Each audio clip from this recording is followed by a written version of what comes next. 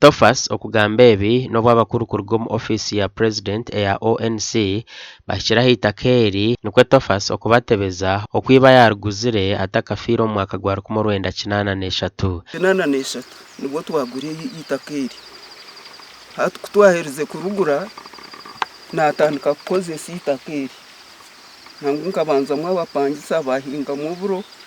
kunareba muharanje niko kugera hatapana hati mama no yende kibira yaguze nteye twabyare kibireki na mutabano wanje ogwo akana asombe emiti agireta agitaha itwe tuguma tugitombyina ntubyara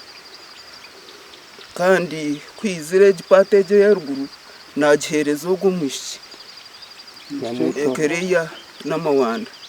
nabo babyale kibira nango hari umune mwana side yakuriya najangwe biku byatandikire nikwe kwirukangira mu LC y'amataka aha cyaro beita habo kugira ngo kamanyire Alfred Tofas ari kwetomboitera akaba ari umuramu wa chairman wentebe yo kubanza bwirobo omushango bakagumusinyisa bashara omushango gwagera ki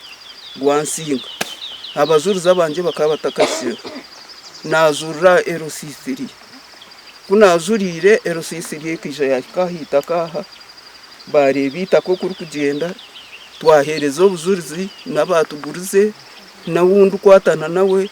yajangu na yatana nanye we nayenda ngo aruge kuri yatane na noriya neighbor ogu nagira ngo bakagumuza mbazo mu koti okutunga uburinganiza bito muramuzi kuyizire arukuza kurambura ensharo tarahikira ha mwanya ogu akakoma mu mahanda omuramuzi kuyashikira aha akakareba hari aho ahifaho nuho yakomere agera ati nyoti nyine kutemba kuri yeruguru kureba urusozi tinkurubasa tubuza hebuzo n'abatakati bina abagambire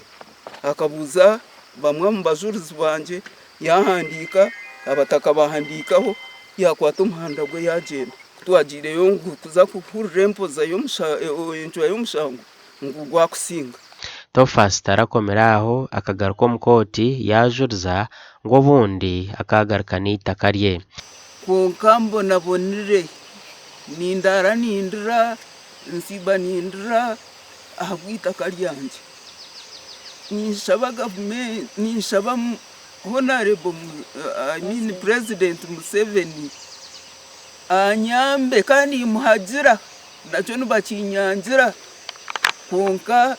itakerereserezwa abana tubakiriya nanyete nakiriya obuzi tubutunzire ebintu twabiguza twashashura esente zitarukubasa nahate nubatushabe esente zamani ezintarukubasa atwereze kushashura miliyoni 11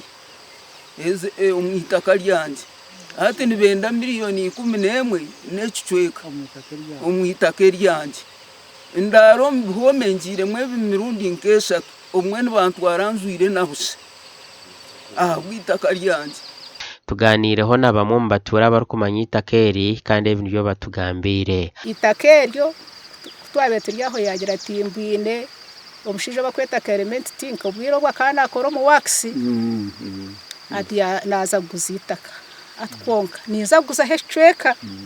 yaguza hecweka kiyagurize element tinka ico cyaho kuyahereze twamujya gushati itakero wasigayo ryo niruza kugasaraki toyongera karuguza ahubwo karondo gundo mwanya ukagugura nuko ececeke cyabe kisigireho akacuguza umwami kagambwa Elfaz ndagana nyenyine yinakoze nabo yitabataka batuzayo banyuri kwesharo hanuza kwikiza n'indagana Alfred Kamanyire owe fakaze kwetomboitera najangwa itakanerye endagano n'umukama wayo katego wangurisi ubwiro butakora ndagano kwabire wo koza yija yagerata kwabire uriya kuntahira yija yahereza ubujurizi bwena kata kurendagano